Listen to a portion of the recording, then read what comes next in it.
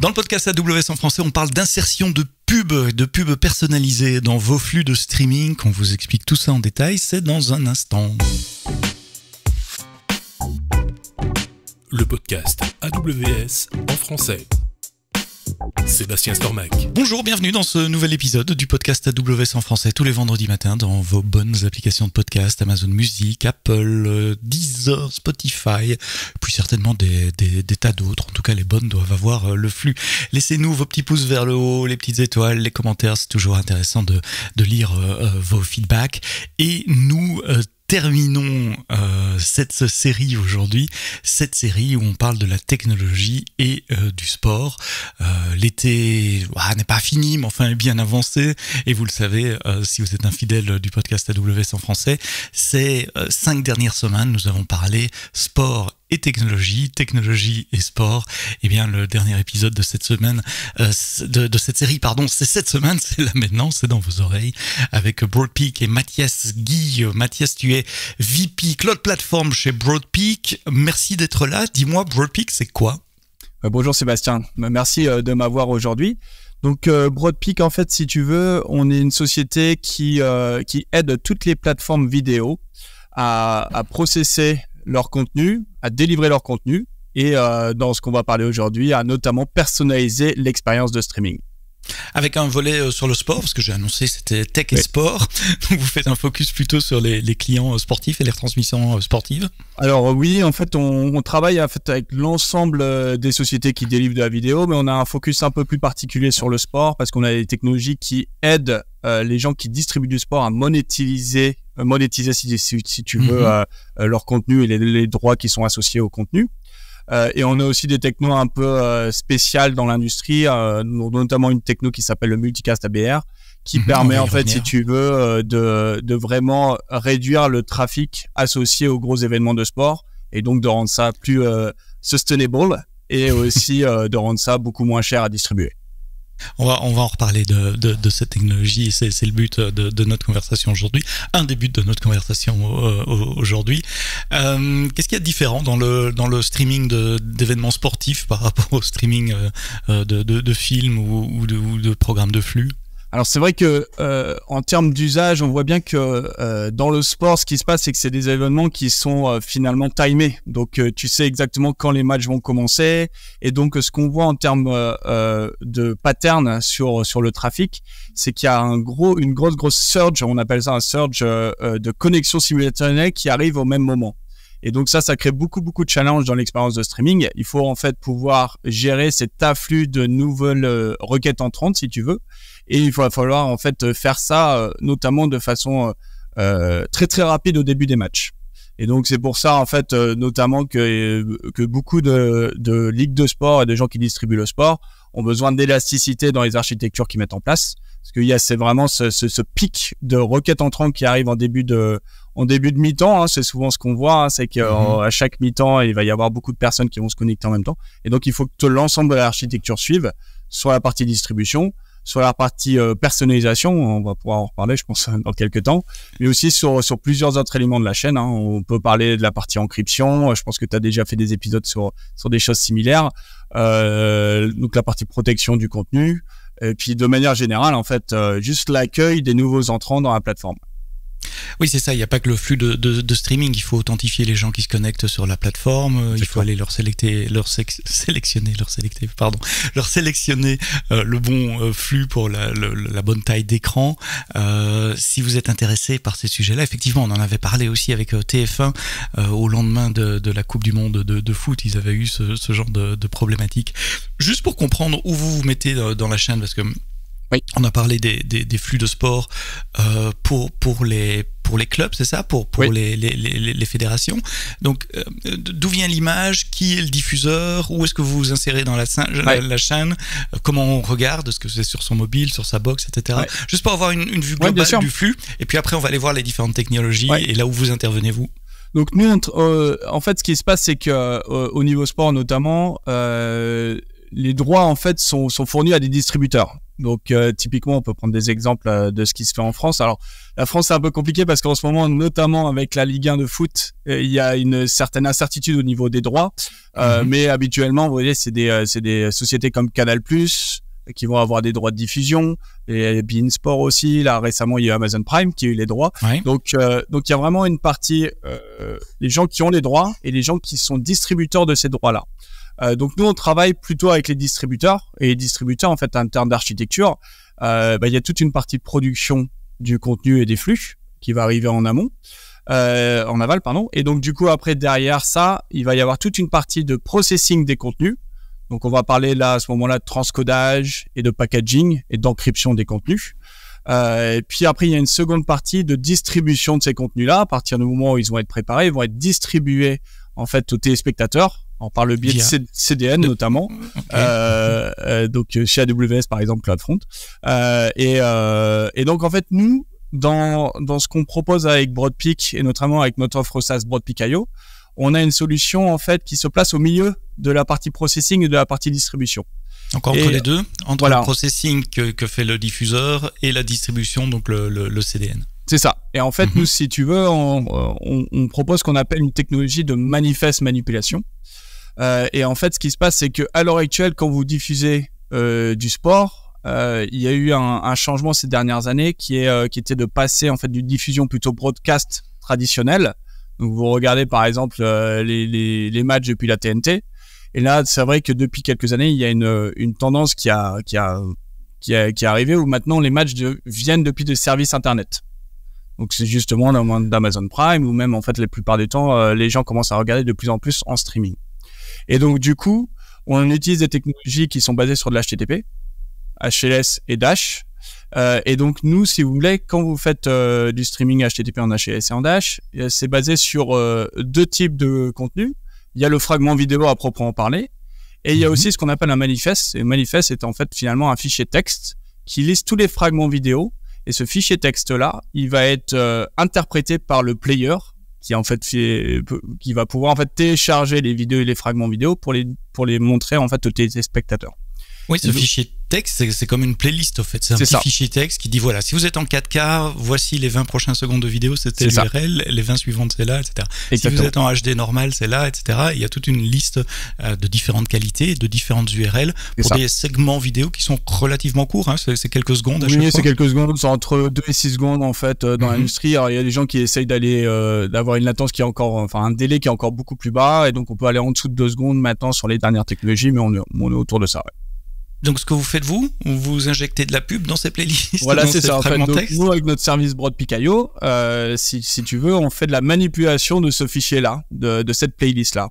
Et ce qu'on fait, en fait, c'est qu'on personnalise l'expérience par téléspectateur. Donc, à chaque fois qu'il va y avoir une demande de streaming d'un téléspectateur, ça va passer par le CDN. Et le CDN, finalement, il va aller demander le fichier manifeste à notre système Broadpeak.io. Et nous, en fait, on va manipuler ce manifeste-là en fonction de l'utilisateur. Et ce qu'on fait, c'est au moment de la demande, on va aller se connecter à ce qu'on appelle un ad server, qui est vraiment serveur de publicité, oui, pardon, qui va vraiment être l'entité qui va décider de la publicité à mettre pour les téléspectateurs. Donc nous, on a un échange protocolaire basé sur ce qu'on appelle le VAST, qui est un standard en fait dans la publicité, pour aller récupérer la publicité qui va être diffusée pour ce téléspectateur-là. À partir du moment où nous on a cette info-là, on va aller récupérer la publicité et on va en fait processer la publicité de la même façon que le flux a été processé. C'est-à-dire la transcoder à la bonne taille d'écran, etc. C'est ça, transcodage, packaging, donc en fait transformation en HLS et en Dash, qui sont les flux en fait, enfin le protocole utilisé de façon originelle. Et à partir du moment où ça c'est fait, on va être capable en fait de connaître les fragments et notamment leur URL, comme tu l'as dit, et on va mettre ces URL-là dans le fichier texte de manifeste qu'on va redonner au CDN, et le CDN va pouvoir le distribuer aux téléspectateurs.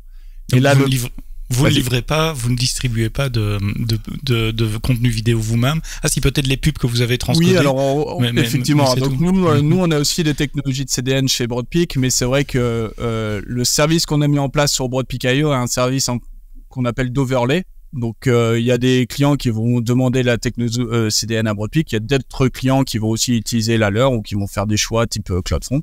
Donc nous, on est en fait très agnostique par rapport à ça. J'essaye de dézoomer un peu, c'était plein d'informations ce que tu as dit. Donc vos clients, ce sont les diffuseurs. Donc ce sont essentiellement la majeure partie du temps des chaînes de télé, mais ça peut être aussi des plateformes comme Amazon, je ne sais pas que c'est le cas, mais des plateformes digitales qui diffusent des événements de sport. Oui. Typiquement, traditionnellement, les clients, donc les players, vont chercher un petit fichier texte qui donne la liste des vidéos à afficher, et c'est le player qui va chercher les vidéos dans le bon ordre. Et ce que vous faites, vous interceptez cela, enfin en tout cas c'est vous qui distribuez le manifeste, la playlist, donc c'est toujours le diffuseur et son CDN qui diffusent les vidéos originales, mais vous allez injecter dans la playlist HLS, donc c'est une playlist, moi j'ai pas un meilleur mot pour décrire ce que c'est, un fichier texte avec la liste des segments vidéo à lire. Vous allez ajouter à certains moments, je suppose, il doit y avoir des marqueurs pub ou des choses comme ça, de la pub, mais pas la même pour tout le monde, c'est-à-dire si moi je me connecte à la plateforme, je vais voir certains pubs et quelqu'un d'autre verra d'autres pubs en même temps. Le but, c'est vraiment de personnaliser l'expérience publicitaire pour la rendre plus impactante et pour que les gens soient plus engagés au moment de la coupure publicitaire, si tu veux.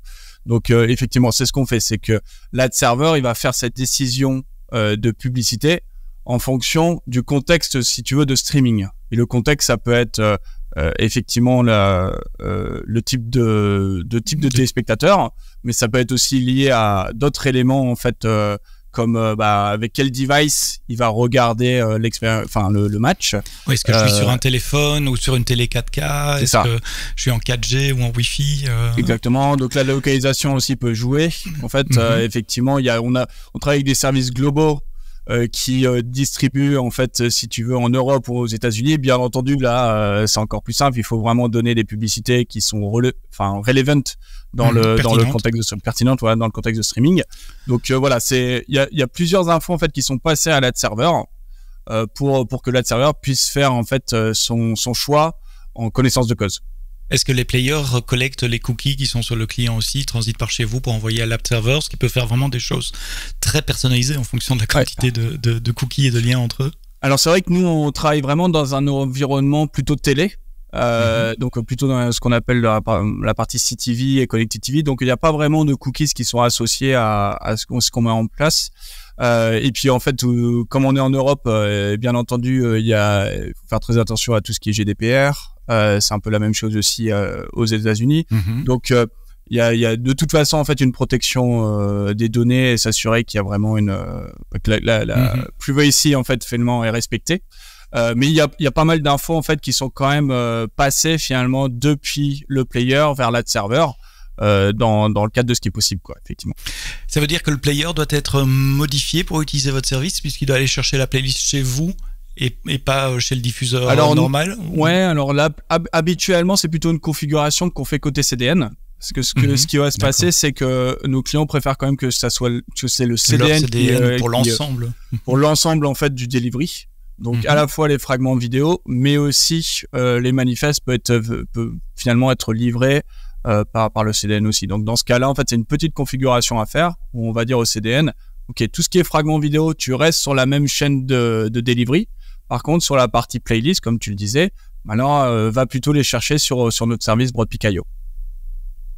D'accord. Donc on a parlé des flux, on a parlé les types d'opérateurs, les types de players, c'est essentiellement du mobile, enfin du numérique, donc des tablettes, des ordinateurs, des écrans connectés. Est-ce que ça peut être des box des opérateurs ici en France? Oui, absolument. En fait, donc c'est vrai que encore une fois, par rapport à ce que je disais en début de podcast, c'est-à-dire depuis quelques années, il y a quand même une grosse transition en termes de diffusion de la télé. Et les opérateurs en ont fait partie aussi. En fait, c'est vrai que traditionnellement, les opérateurs utilisent en fait plutôt des technologies de broadcast, basées sur notamment du câble ou de l'IPTV multicast, en fait, si vous voulez. Et donc, c'est vrai que depuis quelques années, maintenant, il y a une transition de l'ensemble en fait des services vidéo et notamment les opérateurs pour passer sur du tout streaming, du tout IP, ce qu'on appelle du tout IP. Et donc les opérateurs actuellement commencent à faire de plus en plus aussi de streaming sur les set-top box. Donc c'est vrai que nous on a des clients opérateurs qui font de la publicité ciblée grâce aussi à notre techno, et donc qui utilisent des technologies HTTP streaming sans problème sur les set-top box. Ouais, a priori, cette technologie s'applique pas uniquement qu'au sport. Vous pouvez l'appliquer à d'autres flux vidéo et d'autres types d'opérateurs.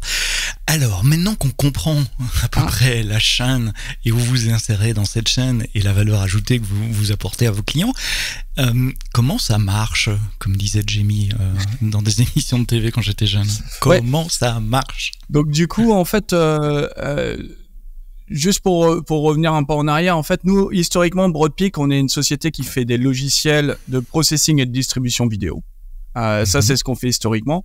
Et on avait commencé aussi à travailler sur des logiciels pour justement créer cette personnalisation de streaming. Et il y a quelques années, en fait, on s'est rendu compte que c'était une technologie qui se mariait vraiment très très bien avec le cloud. Et notamment pour ce que je disais en fait en début de podcast, à cause du fait qu'il y avait vraiment besoin d'avoir de l'élasticité en termes de ressources pour pouvoir gérer en fait des gros événements. Et donc il y a quelques années, on a créé cette plateforme Broadpeak.io qui est pour moi un enfant de l'AWS SaaS Factory. C'est quoi le SaaS Factory? Alors, SaaS Factory, en fait, c'est un programme d'AWS pour vraiment aider certaines sociétés à accélérer en fait le développement de leur application dans un modèle SaaS. En mode SaaS. Voilà, c'est ça. Et donc nous, on a participé à ce programme que je recommande d'ailleurs à beaucoup de monde qui essaye de transitionner du software vers le SaaS. C'est vraiment un super programme qui aide à la fois sur la partie technique, sur la partie sur d'autres aspects, marketing, commerciaux. Et donc nous, en fait, si tu veux, on a créé Broadpeak.io et on a monté cette architecture à 100% sur AWS, avec l'idée de pouvoir utiliser cette élasticité pour monter en fait notre capacité à personnaliser les flux de façon dynamique en fonction du trafic. Et donc on se base sur les technologies assez classiques d'AWS. Donc on utilise EKS pour pouvoir en fait monter le nombre de pods en fonction du trafic. Donc, Kubernetes Manager. Ouais. Voilà, Kubernetes Manager. À la fois sur la partie manipulation de playlists, comme tu l'as dit, mais aussi sur la partie en fait de préparation des publicités. Et donc en fait, si tu veux, ce qui est très important pour nous, c'était le challenge, c'était de pouvoir monter très très vite le nombre de pods, et puis bien entendu en plus derrière de pouvoir scale down pour optimiser nos coûts et d'être en capacité de fournir la meilleure expérience possible au moment où c'est le plus important, durant les événements de sport. Votre pire ennemi, c'est la latence. Vous recevez un manifeste, vous le voyez passer. Il y a un marqueur de pub qui dit là, dans, je sais pas, X secondes, il y aura de la pub. C'est ça, ouais. Pendant ces X secondes, et encore X secondes, tu vas me dire exactement combien dans quelques secondes. Ouais. Je suis peut-être optimiste. Ouais. Il faut faire une requête à l'ad serveur pour dire donnez-moi la pub pour cette madame-là ou ce monsieur-là. Il faut télécharger ce fichier, il faut le transcoder au bon format, et puis il faut moduler, il faut réinjecter les nouveaux segments vidéo dans le manifeste et puis renvoyer tout ça au player avant qu'il soit trop tard, c'est-à-dire avant qu'il ait plus de segments vidéo à lire. Tout ce que je viens d'expliquer, ça se passe en combien de temps? Ouais, ça se passe en quelques secondes, effectivement. Alors, tu as raison, en fait, nous, dans les flux vidéo, il y a des marqueurs pour nous prévenir des interruptions publicitaires. Et vous êtes prévu combien de temps à l'avance? Souvent au dernier moment, alors ça va dépendre en fait vraiment des services et des flux on en parlait. Il y a une volonté de pouvoir prévenir de plus en plus en avance, justement pour pouvoir gérer les problèmes de scale notamment. Mais souvent c'est vraiment au dernier moment. Donc nous, il faut qu'on réagisse très vite et il faut qu'on puisse en fait préparer la vidéo au plus vite possible. Tu as raison en fait. Enfin, la vidéo, quand je parle de la vidéo de la publicité à proprement parler, parce qu'effectivement, si on n'est pas prêt, on va potentiellement manquer l'opportunité de mettre cette publicité-là devant le téléspectateur. Donc c'est vrai que la lentesse, c'est un gros sujet pour nous. Maintenant, pour moi, c'est pas le plus gros sujet. Le plus gros sujet, c'est vraiment ce que j'expliquais en début de podcast, c'est d'avoir la capacité de gérer le pic de création de sessions de streaming au début des matchs. À partir du moment où le match est commencé et que toutes les sessions sont créées, bon voilà, vous êtes relax, un peu plus relax, c'est vrai. Surtout qu'il n'y a pas de publicité. Alors la chance qu'on peut avoir, c'est que si on travaille sur des événements de foot, il n'y a pas de publicité en milieu de mi-temps. Quand on travaille notamment aux États-Unis, il y a beaucoup plus de publicité. On est un peu moins relax en fait durant les mi-temps. Mais oui, en fait, c'est vraiment être capable de scaler très très vite, très très fort juste avant les événements. Et donc ça, c'est vraiment quelque chose sur lequel on a beaucoup travaillé, effectivement. Mais tu l'as dit aussi, les événements sont programmés. Il y a une heure de début qui est connue depuis plusieurs jours à l'avance, donc vous pouvez préchauffer, pre-warm, comme on dit en anglais, votre flotte EKS. Ouais, c'est ça. Donc on a à la fois cet auto-scale en fait qui nous permet de gérer des événements qui sont moins prévus. Et puis on a aussi la capacité de faire du pré-warm-up.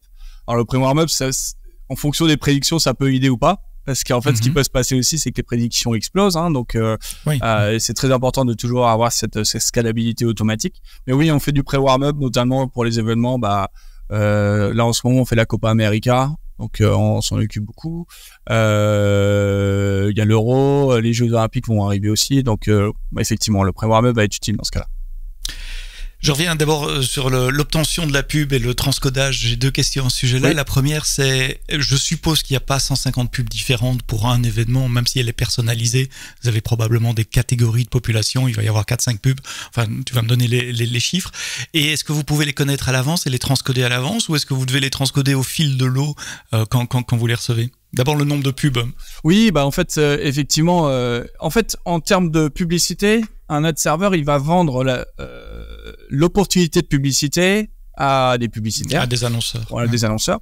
Et donc, il y a deux modes fondamentaux de vente. Il y a un mode plutôt direct sales, qui est en fait, c'est plutôt des campagnes qui sont signées en avance. Et donc, en fait, dans ce cas-là, il y a un nombre quand même très, très limité de publicité. C'est des contrats qui sont préparés, qui sont dans le but de vraiment de targeter une audience et un volume en fait vraiment conséquent. Donc dans ce cas-là, oui, tu as raison, on est plutôt sur l'ordre d'une dizaine en fait de publicités par campagne. Ça c'est la première façon de vendre. Il y a une façon qui est beaucoup plus dynamique, qui est une façon qui est basée sur le programmatique et notamment sur des enchères. En fait, ce qui va se passer, c'est que l'ad server dans ce cas-là, il va savoir qu'il y a une opportunité de mettre des publicités dans les flux de streaming. Donc, il va mettre en enchère l'opportunité. Et plusieurs annonceurs. Voilà, plusieurs annonceurs, en fait, vont se battre finalement pour pouvoir prendre partie de l'opportunité.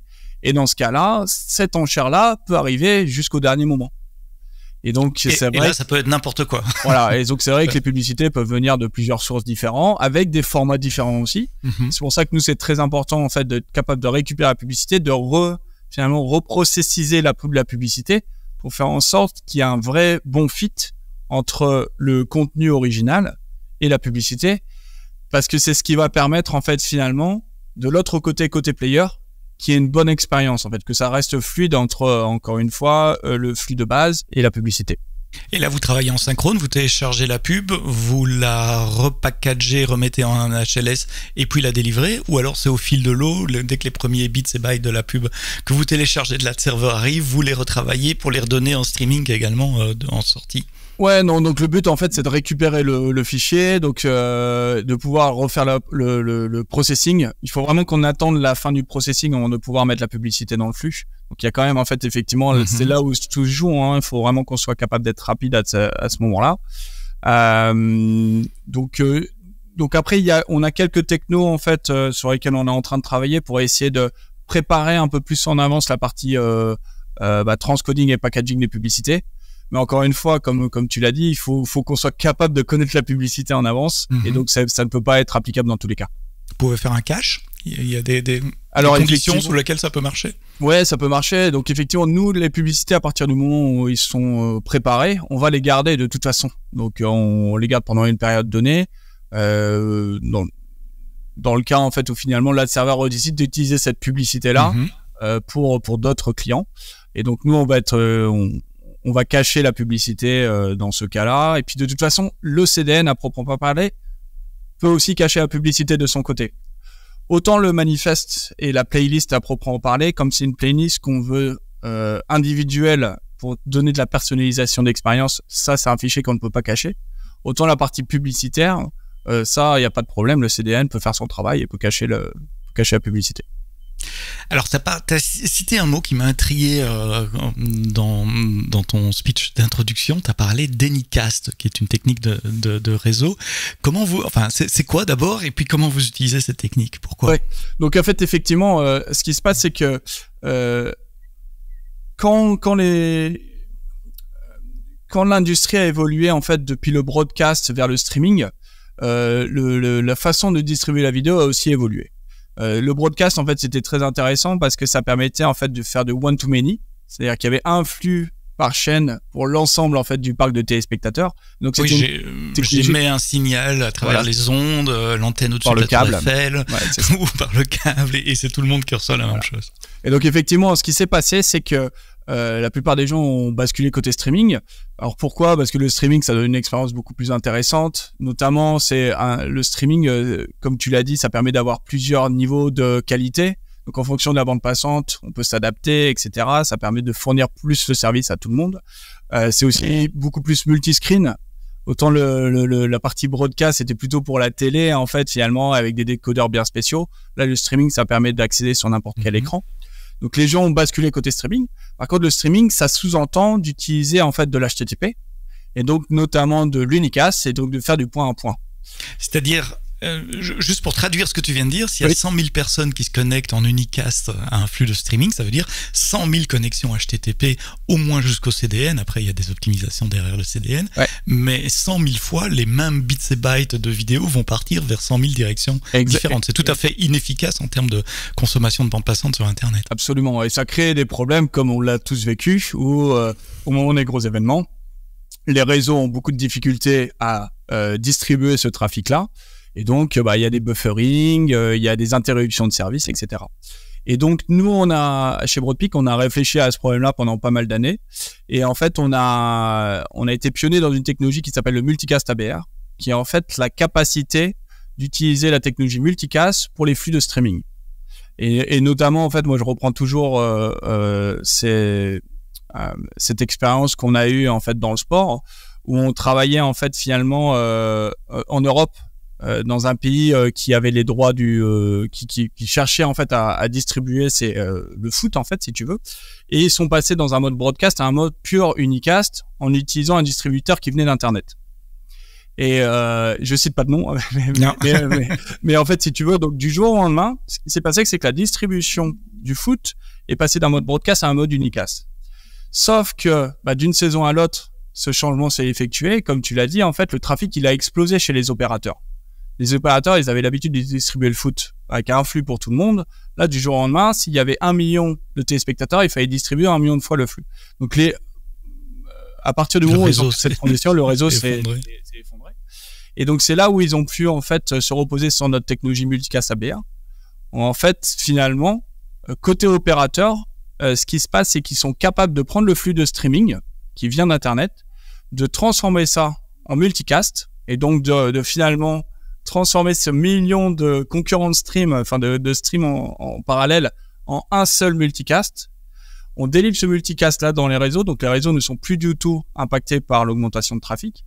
Et le multicast ABR comporte aussi une technologie additionnelle qui est à la maison, finalement soit sur le décodeur télé à proprement parler, soit sur le routeur Wi-Fi, qui est en fait une petite technologie qui permet de prendre le flux multicast qu'on a généré et de retransformer ça en unicast. Donc pour tous les écrans qu'il y a à la maison qui cherchent en fait finalement à avoir accès au flux de streaming, c'est totalement transparent. En fait, cette technologie multicast, c'est vraiment une technologie réseau qui permet en fait de rendre plus scalable en fait finalement l'expérience de streaming en enlevant la pression en fait sur les réseaux des opérateurs. Donc c'est un tunnel multicast au-dessus d'un truc qui lui est unicast HTTP. Et donc ça s'installe côté opérateur et côté à la source de la vidéo, donc vraiment chez les opérateurs, là où ils reçoivent le signal des diffuseurs, et à la destination, c'est-à-dire dans nos box à la maison. Donc là on parle plus d'injection de pub, etc. On parle d'une autre offre de Broadpeak pour destiner elle aux opérateurs, pour moins engorger le réseau, puisque je rappelle qu'en multicast, s'il y a 100 000 connexions, il n'y a jamais qu'un paquet, enfin, il n'y a qu'un seul flux qui sort de la source, et les paquets ne sont dupliqués que le plus tard possible quand on s'approche de la destination finale. Donc vos clients là, pour cette technologie-là, ce sont les opérateurs. Oui. Et ils doivent intégrer un SDK ou quelque chose à vous dans leur box? C'est ça, une librairie en fait dans leur box qui permet justement de refaire cette traduction entre le multicast et l'unicast. Absolument. pour qu'après il y ait un endpoint local dans la box et donc mon iPad ou mon ordinateur peut aller se connecter en unicast sur la box. Et en fait, côté marketing, on a appelé cette technologie nano CDN. Parce qu'on considère en fait que ce petit endpoint qu'on a à la maison, c'est comme un petit CDN finalement, parce que ça va être un endpoint qui va être en charge de la distribution de la vidéo dans la maison. Et donc, ça a été notre nom marketing, le nano CDN, qui en fait, derrière, c'est une technologie qu'on appelle le multicast ABR. Et ça, c'est utilisé, je te demande pas de citer des noms des clients si tu peux pas, mais c'est utilisé en France où nos auditeurs sont, en Suisse, en Belgique. Oui, absolument. En fait, c'est utilisé en France. Il y a des noms publics. Il y a des gens comme Telecom qui utilisent cette techno-là. En fait, et puis en fait, l'expérience qu'on a eue en Italie, c'est avec des gens. On a travaillé avec des gens comme Telecom Italia. Donc c'est une technologie qui est de plus en plus adoptée par les clients des opérateurs parce qu'effectivement il y a de plus en plus de trafic qui vient d'Internet. Les droits du sport en fait finalement ont commencé à vachement shifter entre les distributeurs traditionnels et les distributeurs qui viennent d'Internet, notamment Amazon Prime en fait est un bon exemple de ça. Mais Netflix aussi commence à se mettre dans le sport, donc ça va être exactement la même situation où le trafic unicast va continuer à augmenter. Et donc les opérateurs cherchent vraiment à trouver des moyens d'enlever la pression sur leur réseau et aussi trouver des moyens de rendre le streaming plus sustainable d'un point de vue environnemental, parce que bien entendu, au-delà du trafic nécessaire et donc de la capacité nécessaire au niveau réseau, tout cela coûte beaucoup en termes d'énergie. Et donc, encore une fois, transformer 1 million de streams en un seul, ça a un gros intérêt aussi au niveau environnemental. Je crois qu'on a une bonne description de l'architecture que vous avez mis en place, des principales briques techniques. Vous avez parlé d'EKS, tu as parlé d'EKS que vous utilisez. J'aime bien poser la question des challenges que vous avez eus pendant la conception ou l'implémentation de cette solution SaaS, en particulier des choses spécifiques à AWS auxquelles les personnes qui nous écoutent doivent faire attention si on se lance dans le même genre d'architecture de façon un peu imagée. Je me dis toujours, est-ce que vous êtes pris un mur, si oui, lequel, pour éviter que d'autres se prennent le même. Ouais, je pense que moi il y a un mot que je connaissais très très peu avant de me lancer dans l'aventure, c'est le FinOps, donc la Financial Optimization, et c'est vrai que c'est quelque chose que on a dû constamment regarder au fur et à mesure du développement de notre plateforme. C'est vrai que comme on gère beaucoup de trafic, finalement du trafic entrant vers AWS, mais aussi du trafic sortant, moi je pense qu'il faut vraiment très attentif à ça pour éviter de se retrouver dans les situations à partir du moment où le trafic explose, le coût explose aussi. Donc moi je pense qu'on a eu quelques murs en fait qui se sont posés à nous sur comment faire en sorte qu'on maîtrise les coûts. Notamment, à un moment, on avait pas mal de soucis sur le trafic entrant. C'est vrai que souvent sur AWS ou sur les différents hypervisors, le trafic entrant est gratuit. Sauf en fonction de ce qu'on utilise. C'est vrai que si on utilise certains load balancers, notamment pour récupérer le trafic entrant, il peut y avoir aussi des coûts associés à ça. Donc, on a fait pas mal de changements architecturaux. Tu veux dire entre le load balancer et le service, là c'est plus considéré comme du trafic entrant venant d'internet pour nous, et donc là vous pouvez être facturé. C'est ça que tu veux dire. Exactement. D'accord. Et donc du coup effectivement, je pense que c'est important de pouvoir maîtriser ça, d'être très attentif par rapport à ça. Et puis je pense qu'il y a beaucoup d'optimisation à faire même au niveau technique. C'est vrai que nous sur la création des pods, avec EKS de base sans forcément fine-tuner ça, la création des pods n'était pas assez rapide, si tu veux. Donc là aussi on est en train de regarder aussi pour optimiser toute cette partie-là, pour pouvoir vraiment soutenir la demande de requêtes clients, si tu veux. Donc je dirais que c'est les deux gros sujets. C'est la partie vraiment gestion des coûts, très importante. Donc bien regarder en fait d'où viennent les coûts et s'assurer qu'ils puissent scaler pour garder le business model rentable. Et puis de l'autre côté en fait s'assurer qu'on puisse vraiment optimiser notamment la création des pods pour pouvoir répondre aux challenges en fait de scalabilité. Quelles sont les méthodes que vous avez mis en place pour le FinOps?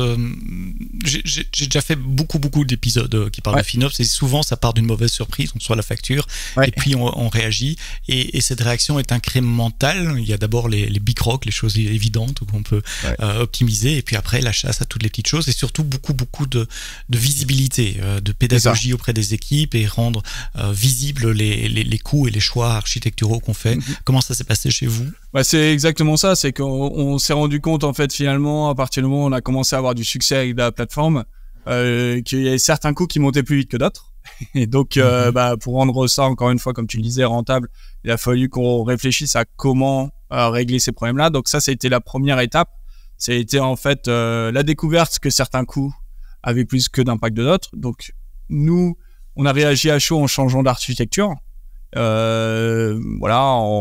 en décidant de passer sur tel choix plutôt que d'autres. C'est vraiment la première réaction viscérale, en fait, c'est d'essayer de parer au plus pressé, et on a répondu par là de façon architecturale. Et puis en fait, depuis, on a mis en place en fait vraiment plutôt une politique de FinOps. Donc on travaille notamment avec des partenaires qui nous aident là-dedans, pour pouvoir identifier des savings possibles à droite et à gauche dans notre architecture globale. On fait en sorte de mieux suivre aussi les différents pôles de dépenses, pour pouvoir aussi plutôt que d'être dans un mode réactif, plutôt d'être dans un mode proactif, et essayer de comprendre en avance de phase tel impact pouvait avoir tel développement supplémentaire qu'on pourrait avoir sur l'architecture. Donc on est passé dans un mode plutôt réactif à un mode plutôt proactif, et on fait ça en main dans la main avec AWS, parce que c'est vrai qu'AWS je pense nous aide aussi sur cette partie-là, et ce qui est plutôt intéressant en fait finalement, c'est plutôt une relation partenariat qui est intéressante à ce niveau-là. Oui, il y a le pilier coût du AWS Architecture. J'ai oublié son nom, enfin vous m'avez compris, oui. J'espère. Oui, et tu as parlé que vous étiez encadré aussi par le programme SaaS Factory. Est-ce qu'il y a un volet FinOps et coût dans le programme SaaS Factory? Alors, le programme SaaS Factory, c'était vraiment au tout début de la création de la plateforme. Alors, ils nous avaient prévenu, c'est ça qui est bien dans la SaaS Factory, c'est vraiment, ils balaient en fait l'ensemble des problématiques qui peuvent être associées au SaaS et au cloud aussi. Donc, comme je le disais, c'est un point de vue architectural, un point de vue technique, marketing et commercial, et aussi, effectivement, ce qui est intéressant, c'est qu'ils remontent les challenges qui peuvent avoir été expérimentés par d'autres membres du programme. Donc, on avait parlé en fait finalement un petit peu de ça à l'époque, mais c'est vrai que la FinOps au début, c'est pas forcément le sujet numéro 1. Là, le but, c'est plutôt de mettre en place la plateforme, et c'est après de construire, effectivement, et c'est plutôt au niveau run où on a eu quelques questionnements. Et donc, on était déjà en fait presque sorti du programme SaaS Factory à ce moment-là. Mais bon, comme de toute façon, finalement, on est toujours suivi par l'organisation AWS, on a des gens qui nous aident sur la partie architecture, on a des gens qui nous gèrent le compte aussi, donc c'est nos intermédiaires à l'heure actuelle en fait pour nous aider sur les questions de FinOps en fait. Comment vous voyez le futur? C'est quoi le futur de la pub interactive dans les flux de streaming?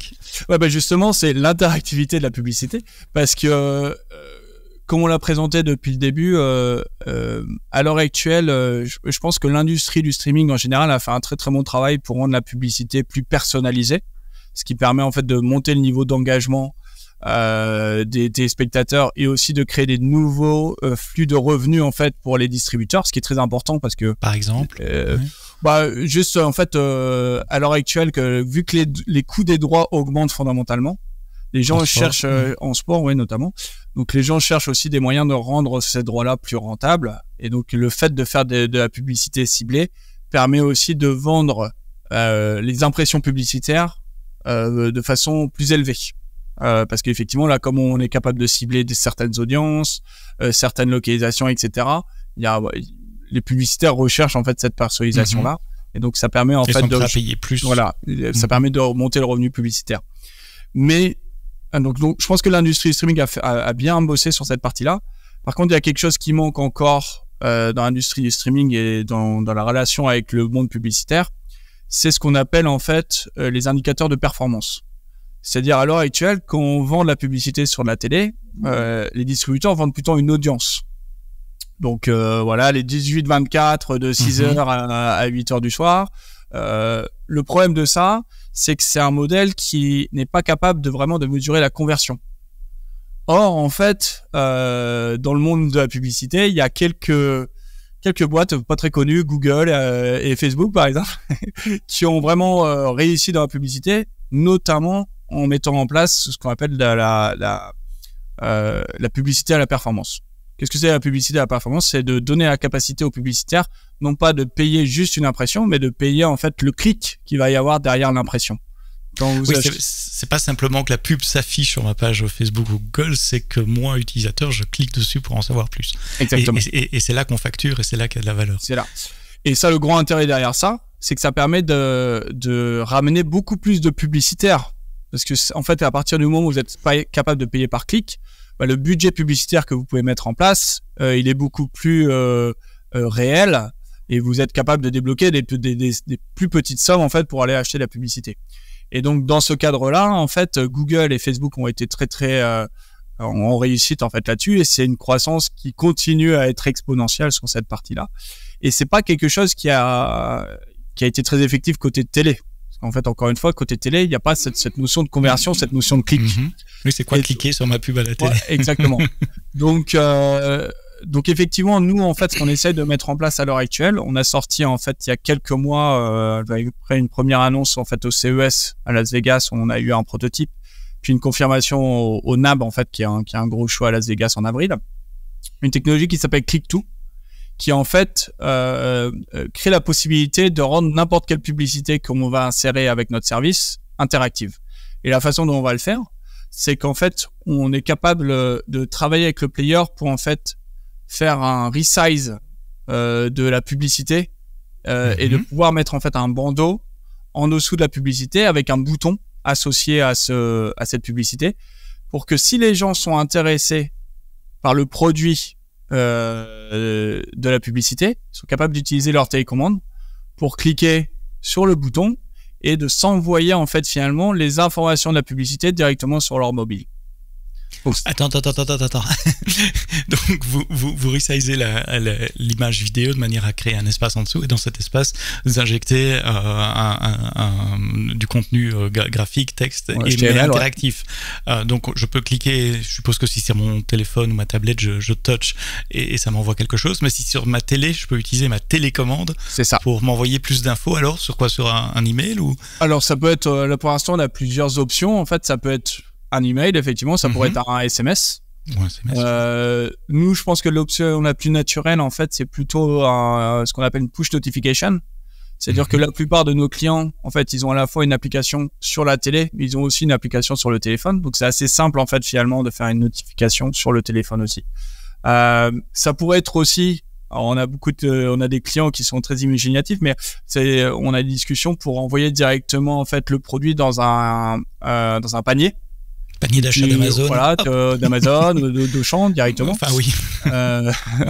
Mais oui, effectivement, l'idée c'est que le clic a une ergonomie qui permet d'envoyer l'info du produit sur un compagnon ou sur un third party en fait, si tu veux.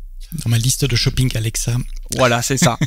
Et donc du coup, en fait, là, l'intérêt, ça va être de pouvoir en fait avoir des informations de conversion directement pour le publicitaire sur des services vidéo. D'accord? Et donc, le gros intérêt qu'il va y avoir derrière tout ça, c'est de pouvoir aussi élargir les annonceurs qui travaillent avec les services vidéo.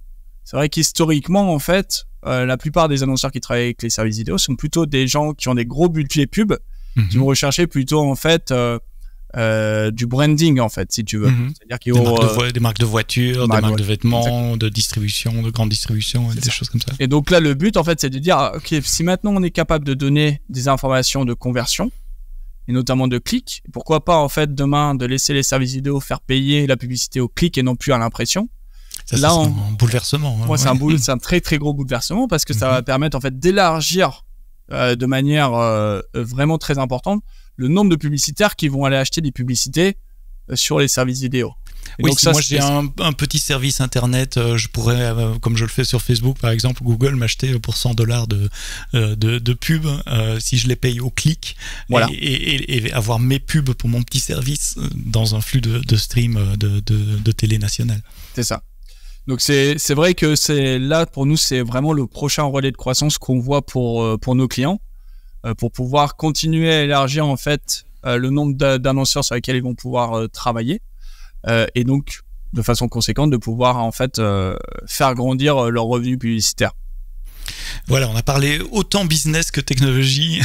Je m'y attendais pas, mais c'est intéressant de comprendre comment fonctionne le monde de la pub et en particulier la pub à la télé ou dans les flux vidéo et les flux sportifs en particulier avec Broadpeak.io, une plateforme de SaaS. Mathias, merci pour tes explications claires et détaillées. Mathias Guy, tu es VP Cloud Platform chez Broadpeak. Merci à vous d'avoir écouté cet épisode du podcast AWS en français jusqu'au bout, le dernier de la série sport. Et la semaine prochaine, pour changer du sport, on parlera de crypto-monnaie. Tiens, ça fait longtemps qu'on n'a plus parlé de crypto avec une startup qui s'appelle CoinAct. Merci d'avoir écouté cet épisode jusqu'au bout. Rendez-vous la semaine prochaine. Et d'ici là, quoi que vous codiez, codez-le bien.